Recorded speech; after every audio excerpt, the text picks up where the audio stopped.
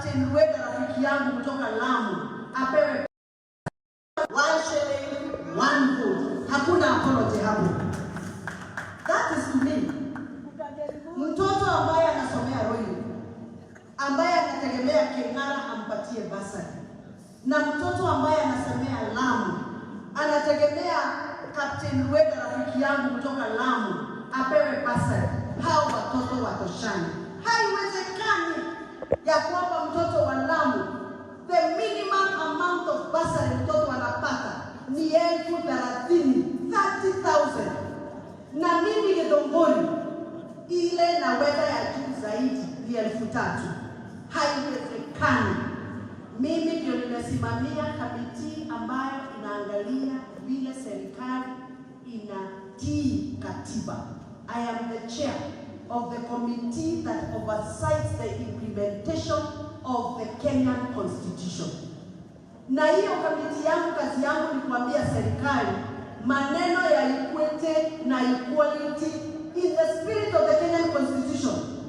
Serikali ya Kenya imeanguka kwa sababu watu hawapewi pesa kulinganishwa na watu. Kwa hivyo maneno ya 1 man, 1 shilling, 1 vote, I am a proponent number 1. Nimeenda bunge, nimeandika sheria ya kubadilisha vile tutakuwa tunagawa pesa ya CDF. Na hiyo amendment yangu nimeleta kwa komiti ya Kawanjiko na nikafanya presentation na wakakubali na mimi.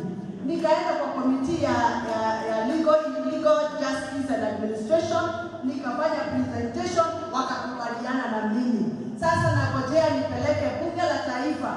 Wabunge wote ambao wanaamini ya kwamba we are not given our equal share wanafaa wa support hiyo motion ya Mushomba ili CDF igawe kulingana na wingi wa watu. Ya pili, for the last 6 years tumekuwa na ile mradi ilikuwa inaitwa Rural Electrification to the Last Mile.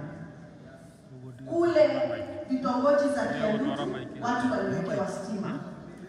Kule vitongoji za Kiamburi watu wakawekewa stima. There is a problem. Kiambu County tumeanza kuibiwa transformer every week. Transformers inaibiwa. Our villages and estates are now becoming dark villages.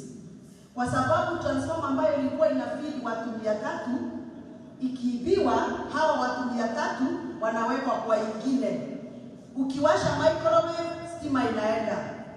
Sisi Githunguri ukigurumisha ile mashini ya kukata ng'ombe majani, mimi nikigurumisha yangu na neighbor agurumisha yake, stima zinapotea. Mimi nimefuata mpaka kwa head office na nikaambiwa shida ya REREC na Kenya Power ni kukosa budget ya kureplace transformer ambazo zimeibiwa na zile ambazo zimekuwa vandalized. So I am appealing to BAC, Budget Appropriations Committee, na waomba hilo ombi la kununua transformers liwekwe nguvu, tuongezewe pesa za transformers, turudishiwe stima mashambani wetu. Ya mwisho, sababu sitaki kuongea maneno ambayo dada yangu ameongea hapa, ningetaka kuongea kuhusu pending bills. Hatuwezi kuwa tunaweka pesa kwa barabara mpya za lami na zile ambazo zilikuwa zimeanzwa hatujalipa makontrakta. Mimi niko na uchungu, na mimi nimesema kama sitasikizwa kwa hii komiti, mimi nitaita watu wangu wa Githunguri tujipange. Tunaweza hata fanya harambee tujitengenezee barabara kama hatutasikizwa hapa. Haiwezekani ya kwamba barabara ya kutoka Magomano kupitia Githunguri town kwenda Uplands ilianzwa 7 years ago. Na contractor akapewa kazi na akafanya nusu. Na hiyo nusu alifanya hajalipwa mpaka wa leo. He only requires 250 million ndio asongeshe barabara kutoka Magomano apeleke Uplands. Sasa tunasoma hii listi mmetuletea hapa. Iko barabara mpya mnataka kuanza.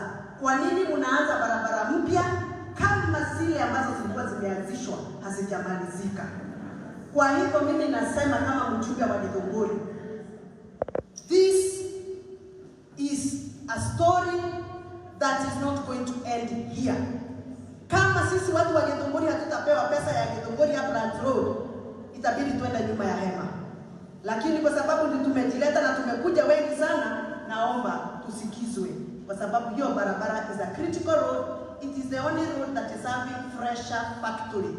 Wakulima wote wa Githunguri na wengine wa huku Kiambu ambao wanauza maziwa Fresha, they rely on that road because it is next to the factory. Gari za Fresha zinaharibika kila siku kwa sababu ya hiyo barabara. Naomba tusikizwe pending bills, pending bill ya hiyo barabara na pending bill ya barabara ya Umeri Ikino Githunguri Road. Ya mwisho, we spend 30% of our budget on education. So it's a very important sector. And why do we spend that amount of money? Number one, we have a young population. And if you have a young population, the most important aspect is to make sure that they are in school, they get a correct training, they get a correct knowledge. Number two, Kenya prides itself with having the best human capital. And that best human capital is sharpened through education, training, and knowledge. So we spend a lot of resources in that direction. It is the reason why this time last year, we launched the Kenya Open University to expand space in our learning infrastructure.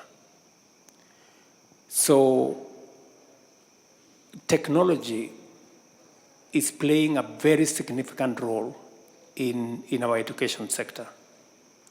We are spending resources on digital learning, digital training, and as I told you earlier, we've even changed the law on what we call Constituency Development Fund so that we can deploy internet ICT hubs to the lowest locality in Kenya, because we realize that education is good, but digital learning is going to have an age.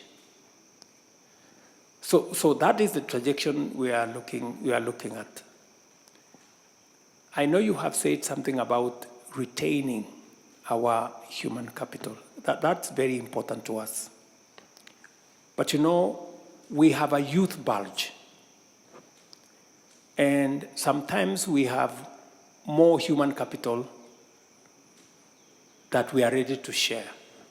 So as part of a strategy, we are signing 19 bilateral labor agreements. I think the last one that we were working on is with Germany, because they need our human capital. They are saying, can we share your human capital? And because we live in a global village, you know, we don't mind sharing our human capital with others. So long as it is properly structured, because I think as opposed to migration that is sometimes giving us a challenge in other areas, structured migration is a win-win for those countries that require human capital, labor, and those countries that have labor in excess. So that is the arrangement that we have. We have on one end investing in learning, because it's important for us to sharpen our human capital for our own progress. But we also realize that there is an opportunity for us to share our human capital with others.